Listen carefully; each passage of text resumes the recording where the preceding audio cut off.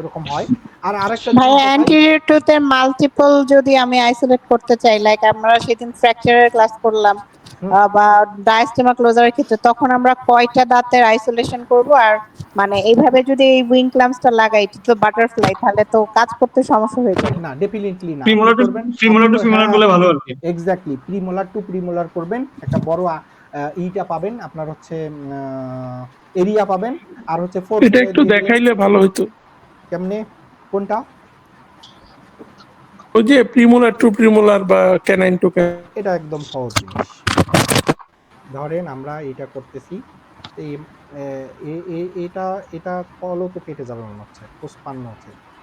ধরেন আমরা করতেছি ফ্র্যাকচার ম্যানেজমেন্টের এই দাঁতগুলো আমরা এখন আইসোলেট করব। ওকে, আইসোলেট করার জন্য আপনি ফার্স্ট কি করবেন, আপনার ফার্স্ট কাজ হচ্ছে এই যে বাক্কাল টিপের মধ্যে আপনি একটা দিলেন 4 এ, একটা 3 তে, মানে টিপ অফ দা কাস্ট এর মিডিলে, এর 1 এর মিডিলে, 1 এর মিডিলে, 2 এর মিডিলে, তারপর হচ্ছে ক্যানাইনের টিপ, আর হচ্ছে 4 এর আপনার হচ্ছে বাক্কাল টিপ। ঠিক আছে, একটু ক্লিয়ার? জি ভাইয়া। জি ভাইয়া। এখন আমরা মিডল মানে দাঁতের মিডল নাকি না দুই দাঁতের মিডল? দাঁতের মিডিল ভাইয়া ইনসাইজার এজের মিডল। হ্যাঁ, ইনসাইজার এজের মিডিল। ঠিক আছে, জি আচ্ছা।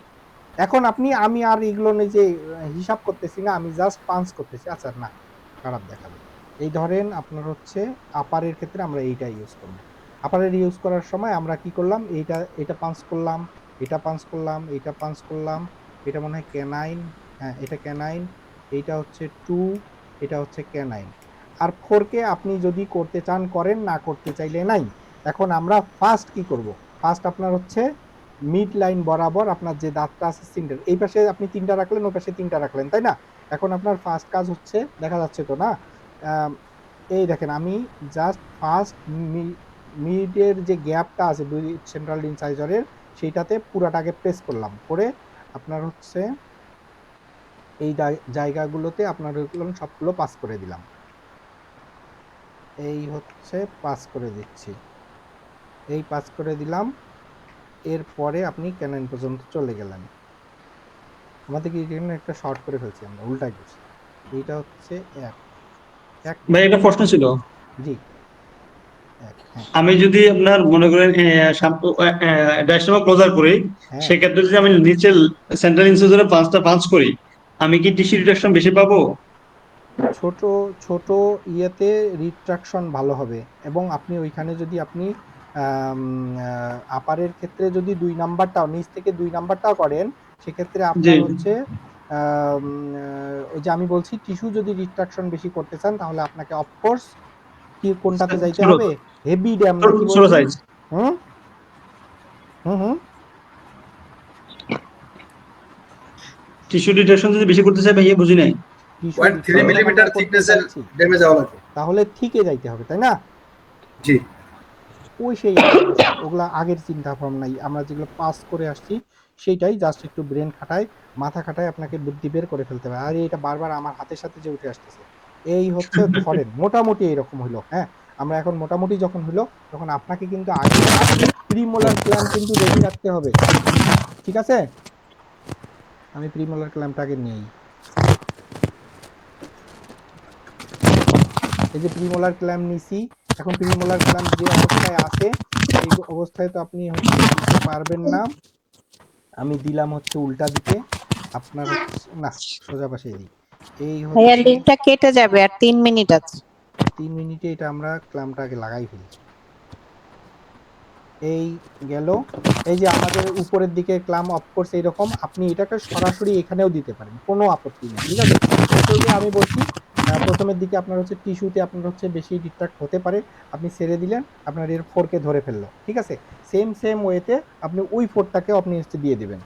এইটার ক্ষেত্রে যে পাঞ্চ করতে হবে 4 এর ক্ষেত্রে নট নেসেসারি, আপনি থ্রির চেয়ে সরাসরি, পরে ক্লামটা সহজ।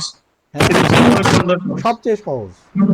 এই জি জি এই জি। এই হচ্ছে এইটাকে দিয়ে আপনি আবার ওই 4কে আপনি হচ্ছে ক্ল্যাম্পটা করে ফেলেন। ক্ল্যাম্পটা করে ফেলার পর এখন আপনার কিন্তু পুরো জিনিস আপনার আয়ত্তে চলে আসলো। এখন আপনার কাজ হচ্ছে জাস্ট হচ্ছে ফ্লসিং।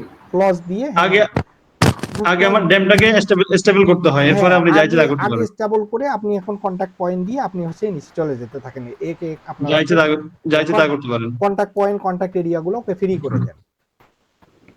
ওকে আপু, আরো একজনকে জানি বললো যে ফ্র্যাকচার টুথের ক্ষেত্রে এখন এই যে যখন আমরা এইরকম হয়ে গেল, তখন আপনার এখানে আপনি যতটুকু পারবেন ততটুকুই, আমার তো এখানে পেশেন্টের মুখ তো এরকম স্টেবল থাকে, যেহেতু স্টেবল নাই আমার একটু কষ্ট হচ্ছে কাজ করতে। আমাদের কিন্তু এখানে ওই সেম ফ্লস কিন্তু মেইন, সবার আগে ফ্লসিং করে আপনি যতটুকু পারেন আপনি এই সি শেপের এই যে এরকম করে, এই পাশ থেকে কি দেখা যাচ্ছে, এই যে এই জিনিসটা দেখা যাচ্ছে কি, এই জিনিসটা দেখা যাবে। হ্যাঁ ভাইয়া এক্ষেত্রে যদি পেশেন্টের খুব টাইট কন্টাক্ট থাকে তখন ফ্লসটা ফ্লসটা করাটা মানে পয়জিং করে দিতে হবে।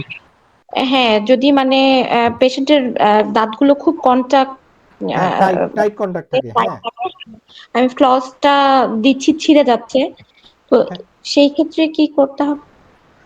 যদি খুব বেশি কন্টাক্ট টাইট হয় তাহলে তো ওই যে আমরা বলছি যে আপনার হচ্ছে যদি আপনি মনে হয় যে খুব বেশি টাইট, তাহলে আপনি ফ্লস দিয়ে ওকে আপনার সরি ওয়েজ দিয়ে আপনি একটু ওকে রিল্যাক্স করে নিতে পারেন। ভয়েস দিয়ে ওয়েজ, ওয়েজ দেওয়ার পরে কি আমরা ওয়েজটা খুলে তারপরে এটা বসাবো, হ্যাঁ তাই না? ডেফিনেটলি ও যে কিন্তু আপনাকে দুই একটা তিন মিনিট এরিয়া অপেক্ষা করে, জায়গা দিবে। 2 মিনিট অপেক্ষা করে তারপর। অর্থোডেন্টিক টুথ মুভমেন্ট আছে না, ওখানে একটা মোটামুটি জি জি জি মুভমেন্ট জি কিন্তু হয়। এই মুভমেন্টে আপনার মানে ড্যাম আর ফ্লস যাওয়ার মতো, আমি কিন্তু ফ্লস দিয়ে সম্পূর্ণ করি। আপনার সাধারণত আমি কিন্তু ওই যে আপনার হচ্ছে কি জানি বললেন না যে আপনার হচ্ছে এইটা দিয়ে করা আমার সাধারণত লাগে না আর কি। তারপরে আপনার দেখেন এই যে ভাইয়া এখন শেষ হয়ে যাবে, ভাইয়া মিনিট শেষ। ওকে আবার তাহলে জয়েন করেন, এটা কেটে দেই।